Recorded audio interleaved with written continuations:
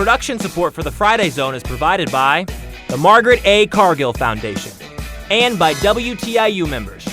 Thank you. Hey, Em. Hey, Taylor. Where have you been? I've been digging, doing some research for today's show. Oh, really? That's awesome. You know, we are talking about getting down to earth today. Yeah. Yeah. So let's get digging. Come on. Come on. Oh, okay. Come. You're not alone, you're in the zone. So hang up the phone and get in the zone. Get in the zone, the Friday Zone. You're in the zone, the Friday Zone. Everyone is invited to come.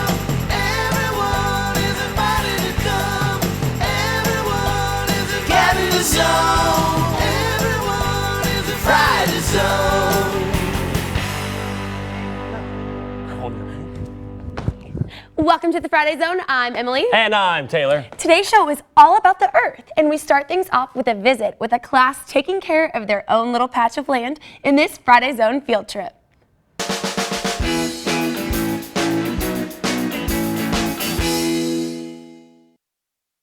Hey everybody, it's Emily. I'm here at Edgewood Intermediate School with Miss Moran's class. Everyone, can you say hello? Hi. Well, we have our buckets, we have our gloves, and our shovels, and we are about to see how one small class has made a huge difference with nature. You guys ready to get dirty? Show me this? All right, well, get in line and we're ready to go see. In 2009, a group of kids who are now freshmen at the high school went to the town council and asked them to petition to make this a nature preserve. So this class decided, okay, we're not just going to ask, we're going to research. We're going to show why it's necessary. So the council then said they would definitely consider it, which they did, and they voted it then a nature preserve at the end of that year of 2010. And then you guys came. We had this wonderful nature preserve. There wasn't anybody to take it further. So what have you guys done? Well, we set out area to for an area so there's like a path through it, and we use mulch, and we're almost done with it now. We've almost got it all the way through, all 20 acres, didn't we? It's heavy. You ready to take it on there? All right, let's do it. This is kind of a workout. Oh. Yeah. Usually we have rakes, but I guess we don't today. Yeah, because it's a radio picture. When I asked you guys what is the most important thing you've learned about this progress or process, what did you say? Working with friends is way more fun. Working with friends is way more fun. It was so important that we save this parcel of woods, and the fact that it is the headwaters of McCormick's Creek. Not only does that, connect the kids all the way back to the Atlantic Ocean in terms of the water cycle, everybody lives upstream from somebody, and those of us have to keep our parcel as clean as possible. And we found deer tracks. Yeah, we found deer tracks right beside it, so we think it's a deer.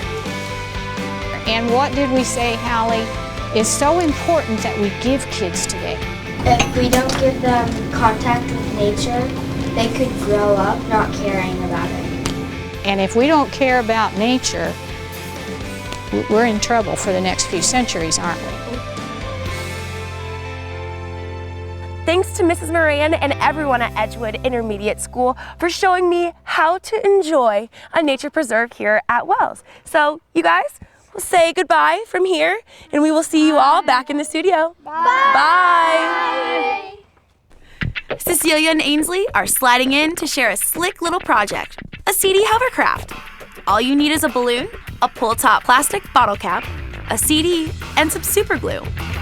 Put a circle of glue on the CD, about the same size as the pull top. Be super careful with the super glue, because it hurts if it gets on your skin. Glue the pull top to the CD and let it dry. Then simply blow up the balloon and stretch it onto the pull top. With the cap closed, your balloon should stay inflated.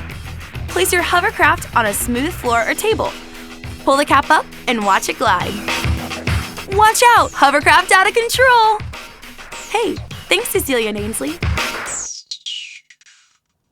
And joining us to continue our exploration is Lynn and Abby from the Children's Museum in Terre Haute, Indiana. Thank you guys for coming in. Thanks for having us. So what do you guys got for us today? Well, the theme today is how does your garden grow, right? And so there are obviously some important things that you need to have a successful garden. And so we're going to talk a little bit about that stuff today. And the first thing we're going to talk about is dirt. And dirt gets a bum rap. You know, yeah, I don't like it. Yeah, nobody likes dirt. It's dirty, it's gross, but it's important, and it has a lot of really important things in it to make sure that your garden is successful. Like what? Well, you know, minerals, nutrients, and you know, it's required for you to grow things. Should I eat it? Do not eat. Well, you can if you want.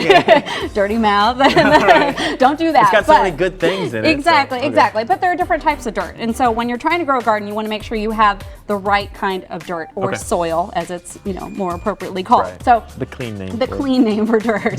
But so one of the things we're going to talk about is dirt and soil and how you can determine what kind of soil you have. And so we've got a little experiment here. And so you're going to take some dirt from your yard. You know, just grab some dirt and some water and some water softener. And so you're going to take it and you're going to fill your jar about 2/3 of the way with the water. And then you're going to put your soil.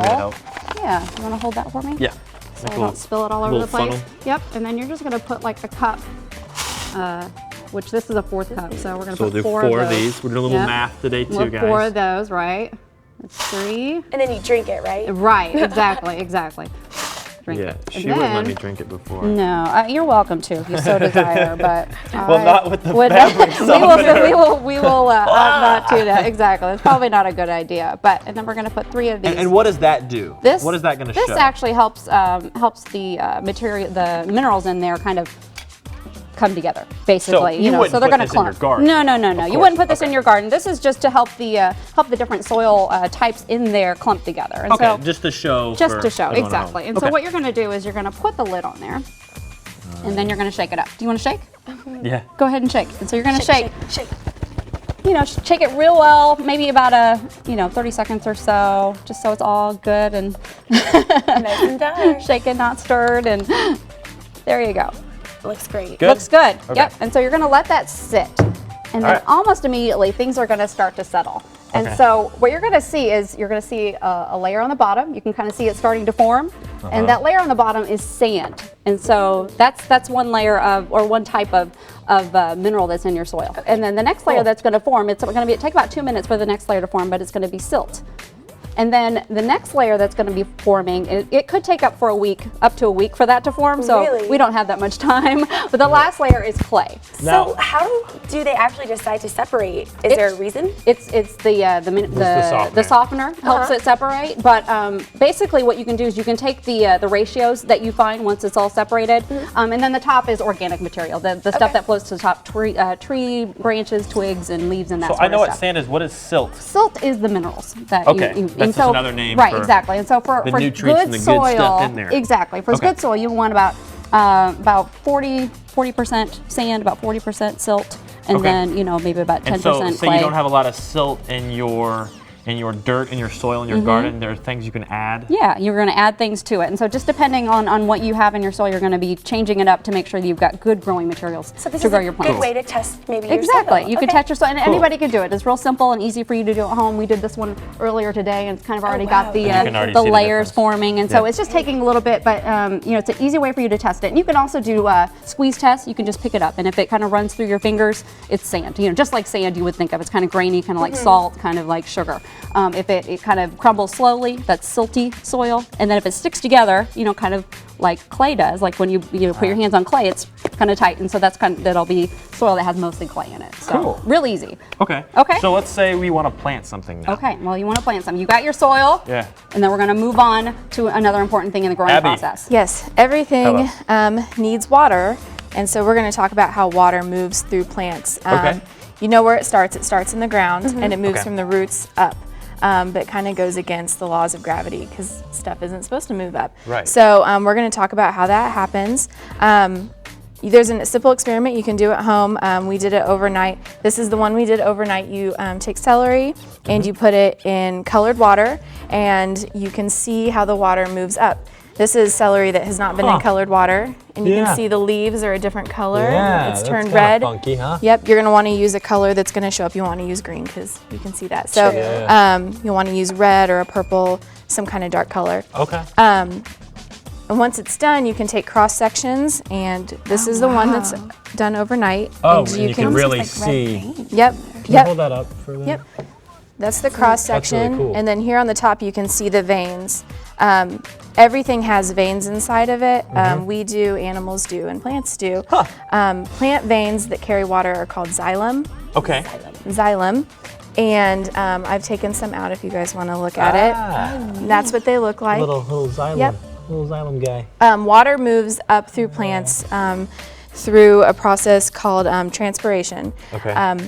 When the water gets released from the leaves, it kind of changes the pressure inside of the plant, and it makes the pressure greater, so the water wants to go up. Okay. So that's how the water moves up. And this it's is like all a straw. part of photosynthesis, right? Yes, this is all a part of photosynthesis. Cool. Because the sun is the next step that every plant needs to live. Yeah. So. Well, cool. Okay. And we will talk a little bit more with them about all this great stuff right after this. Whoa. Ever wonder what makes it rain? Go to the FridayZone.org to play the new Weather Zone game and learn about all different elements that affect weather. Learn about temperature, and humidity, and pressure, and how they combine to create all kinds of different weather conditions. So let's have fun and explore the wonderful world of weather at FridayZone.org.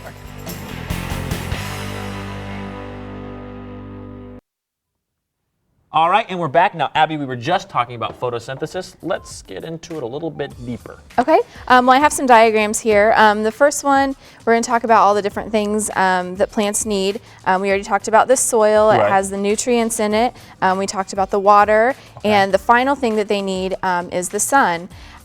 When all of those get together, it forms a chemical reaction inside of the plant, and the plant. It makes them happy. They get, because they get food. Yeah. I've never seen it. Right. It reacts with chloroplasts, which are the green pigments inside of the plant, and it creates sugar, which feeds the plant, and it also creates the air we breathe. It creates oxygen, Which is important. It's very important. Yeah. Yeah. So we need plants. We can't be. Yep. So the sun helps not only sustain life for the plants, but also really for humans too, since it produces that oxygen, yeah? And so we can see. Exactly. Cool. Okay, so that's photosynthesis. Yep, exactly. You have a little demonstration. A little demonstration, yeah, that you can do at home. And so you're just going to take a little paper cup or whatever. You're going to put some dirt in the bottom of it, and then you're going to add a couple seeds. Ooh, so we're going to actually grow something. You're going to grow something. And will we see this grow right now? Well, I wish we could do that. If you have some sort of fast-forwarding device that could time lapse, time lapse. Exactly, that'd be fantastic. But really, all you're going to do is you're going to plant some seeds, and then you're going to water them. Any seeds? Any seeds. You know, we have soybeans because we have an agriculture exhibit in our facility, and so we work with the Soybean Alliance a lot. Good old soybeans in Indiana. That's right. That's right. It's very important to our agriculture community here. But you're going to take these. You're going to put one in direct sunlight, and you're going to put one in, you know, like in a cabinet or something, and basically watch and see what happens. And so, do you go in and water them still? Yeah, you still water them. You don't want to overwater them, but just put a little bit of water on them, and then just watch and see what happens. And obviously, the one that's going to be in the sunlight is going to be more productive. Cool. So that is a cool experiment for you guys to try at home, and you can Exactly. share with us what happens with the one that's in the light and the one's in the dark. It really does grow. Real easy. And so, and then the final thing we've got today is, you know that song that we sang as a kid? Nobody likes me, everybody hates me, guess I'll eat some worms. So we've got some worms today. Great. And so we brought some worms with us because worms are actually a part of the growing, you know, they're real important to the growing process too, because they actually go through and they eat various things, and then their castings are what give the soil additional nutrients. What are castings? Well, you know, things that they no longer need in their bodies, just, you know, their castings, that sort of stuff, exactly. And so, you know, people are, you know, they squish worms, but worms are really important to add nutrients to the soil. And so, and they also provide aeration. Just dump them on the table. Exactly, we'll dump them on the table. They're good little guys here. Yeah. But you know, they're real important to the process. So let them be. Don't eat these worms. You know, if you're going to eat some, you're welcome to eat some other ones. But these are doing important work in our soil. So, or you're not going to eat that worm. I'm not a fan of worms, but see, they do a good job. well, yeah. So could you even maybe plant some worms with your own plant? Would that maybe help? I mean, if you find some, you know, go ahead and throw them in your garden. There's nothing wrong with that. You know, there are different things, you know, that you can do to your soil to make it more nutritious for your plants. And so, like I said, the worms are just here doing a good job for us. Let them be. Let them do their work. Don't squish them. Don't eat them. Let them do their happy work. Well, thank you guys so much for coming in. We learned a lot today. And to explore some fun science on your own, plan a visit to the Terre Haute Children's Museum by visiting their website, thchildrenmuseum.com. And while we wrap things up here, you guys check out a trip to a cheese puff factory in this Friday Zone investigation.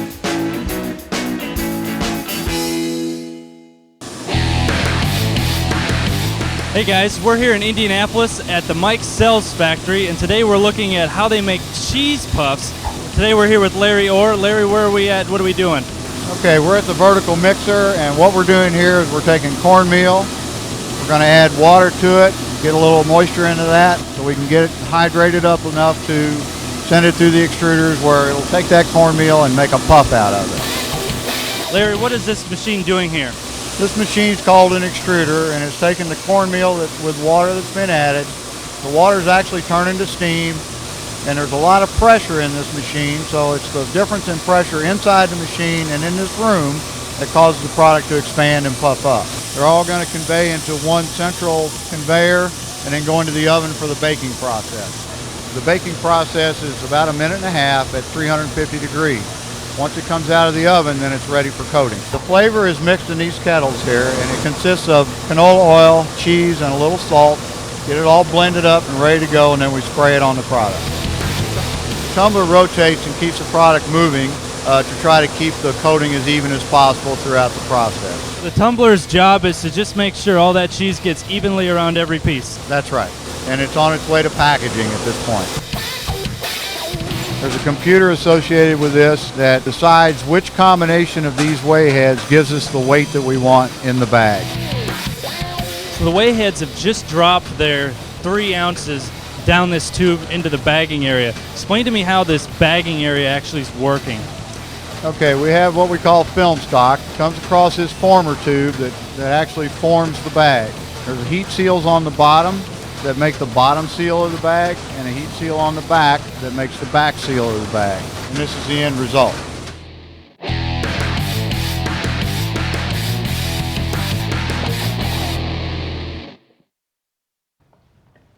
Welcome back to The Zone. We've been talking about getting down to earth on today's show, but dirt's a bit too messy for me, to be honest. So today in the Hands-On Zone, we've got a project that's both clean and messy, and I've got a whole bunch of kids to help me show you how to do it. Hey you guys, how's it going?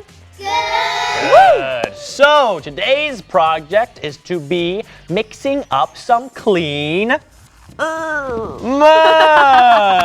So, looks awesome. Woo, yeah, it looks great. It looks really great. Thanks. Okay, so what you need is a bar of ivory soap, a roll. You'll use two. Sorry. A roll of toilet paper, a cheese grater for the soap, and of course some warm water to mix it in with. And then we'll use our hands. You can use a spoon, but today we're gonna get nice and clean and mix our hands in there and make this. So everybody get your roll of toilet paper, and we're gonna start tearing this up. So you just gotta tear it all up into little bits in there. We're just gonna start shredding. Everybody already has their soap shredded, right? We kind of cheated a little bit just so we could hurry up and show you guys, but we've already got one bar in here already, and then we'll start tearing. This takes a little bit of time, but we'll show you the steps. Honestly, so the whole roll's going in, so you gotta, woo! I'll help you out. Whoever knew toilet paper could be this much fun. Or soap. Right. Shave. So 2 rolls in it for sure. Two bars of soap. How's it coming? Good? Your soap's almost gone? Are you skeptical of the mud? I think that the mud might be a little white, but I do think that it will be gooey. It will be so muddy, so it'll be good enough to play in, yeah? How many of you guys actually like to go out and play in the mud after it rains? No. Emily, no? No, I don't. We used to have football practices where they would let us just tackle each other and slide in the mud, and you'd be covered in it. Unless I was just absolutely drenched. I don't think I could do mud. Are you guys fans of mud over here? Sort of. In what ways? Well, I just like getting my hands in it because it feels good. It is. It's kind of that chill cold. I like getting my foot and my feet in the dirt. Yeah, it's supposed to be good for your skin. Will you guys finish up and get your rolls in there? Because I think I'm going to come around and start pouring some of this hot water in there. Taylor, how much water do I pour? Just enough to make sure that it gets nice. See, with this right here, you just kind of pour it in until it gets that nice, thick, gooey feel. Okay. Which will depend for them for how much toilet paper they've put in right now and how much soap. Go around and just pour a little bit in and have a mix around, and then we'll see how muddy it is. I will come to you first. I'm only going to pour a little bit, and I can come back, okay? Is it good? Try that. Keep tearing that toilet paper, guys. Try that. This is the one time you can actually get away with wasting a whole roll of toilet paper. It's like the bottom of a porta potty. But it smells so much better. It's different. Ooh, Emily. All right, switch me. Man, this takes a while, guys, huh? It does, kind of. That's okay. You've got some soap in there. Oh, yeah, you'll be fine. Can I put some water in your bowl? Yeah. If you put some more toilet paper in there, I'll make rounds, I promise. Get you guys really quick. Perfect, that might be a lot. Here's your water. Would you like me to pour it? Yes, please, Emily. Okay, let me fill you up. And it's time to use our hands, right? Yeah. Oh, yeah. So as we continue stirring up our mud, let's go underground with this Friday Zone flashback. Oh, my hand was pretty nice.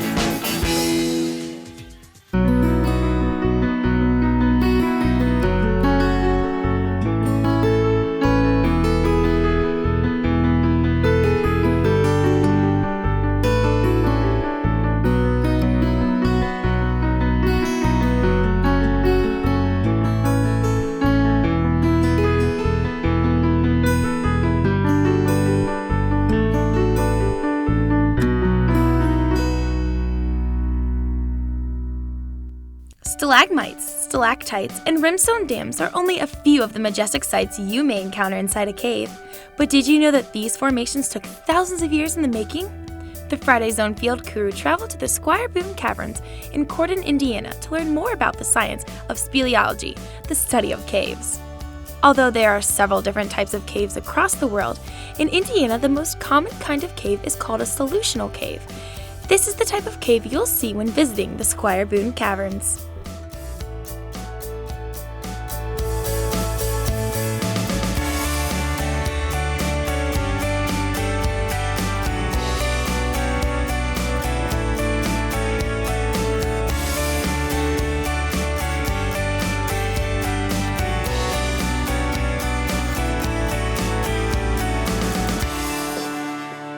Now you may be asking yourself, what's the difference between a cave and a cavern? A cave is how you define a natural underground cavity, while a cavern is a connected system of caves and passages. As a solutional cave, this means that the Squire Boone Caverns were formed in limestone. This specific limestone started forming in an ancient sea called the Mississippian Sea about 250 to 325 million years ago. The calcium in this sea was used by sea creatures to form shell homes, and over time, as these creatures died and collected on the seafloor, the shells became compressed into limestone. As a soluble rock, the limestone was dissolved by a mixture of rainwater and carbon dioxide, which accumulated as rainwater fell through the atmosphere and into the soil. The acidic water seeped into the crevices of the limestone to deteriorate and expand the rock into the caverns we see today. The act of exploring a cave, known as spelunking, can reveal a multitude of unique mineral formations called speleothemes. You may be familiar with stalagmites, which grow from the cave floor, or stalactites, which grow down from the cave ceiling, but there are actually many other formations that decorate the cavern interior. Over time, If stalagmites and stalactites grow together, a column of calcium carbonate, also called calcite, is formed. When the mineral-rich water trickles down the underside of inclined ceilings, deposits of the mineral are left in lines which fold and curl as if they were drapes from windows. These formations are appropriately called draperies for such an appearance. One of the coolest formations we saw is called a rimstone dam. These dams are wall-shaped forms that impound small pools of water, or, in some cases, dam cave streams.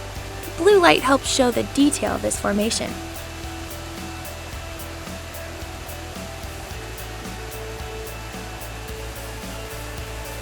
If all this talk about spelunking has you intrigued to do some exploring yourself, remember these helpful safety tips. Never go spelunking alone. A minimum of 3 explorers would be best, each with a separate light source since caves are really dark. Do not go spelunking if rain is in the forecast. Caves can flood really quickly. And finally, no matter where you're exploring, remember that caves are fragile and to take nothing but pictures, leave nothing but footprints, and kill nothing but time. To get more information on cave adventures, visit squirebooncaverns.com. Happy spelunking, everyone! Welcome back. Hey, our mud's coming along really, really well. How's yours going, Taylor? Pretty good. I've got pretty much most of it in there. It's still really soapy. It is, but it looks... But we can check out my final product once it's done. After a couple days, it gets a little wetter, and we've got some clean mud. Woo! Look at that. This back row right here has got some yummy mud. What'd you think after all of it? You like it? Yeah. Yeah? You guys okay with the mud now? Are you still kind of iffy? I think I really like it. It's like So clean mud, yes. Yes. Regular mud, not so much. No. not so much. You like it? Yep. You do? Yours looks kind of perfect. It's making my hands squeaky clean. Squeaky clean. Did you guys like it? Yeah. Yeah. I think it smells good. How'd you make that much? Well, I got plenty of toilet paper. I'm actually planning to get some more. And you have a little bit of soap on your shirt. Me too, my dude. No big deal. Well, I have not touched this yet. And would you mind if I just touch this mud? It's kind of gross. Well, I know Emily loves playing with clean mud. I sure do. It's my favorite. I love her so much. Well, and you guys at home, when you create your own clean mud, we'd love to hear all about it. Yes, we would. You can connect with us on our website at fridayzone.org, and from there you can play games, watch episodes, and even see behind-the-scenes photos from this week's show. But remember to live, learn, and play Friday's The Own Friday's Own Way. See you here next High five, week. goodbye. Woo!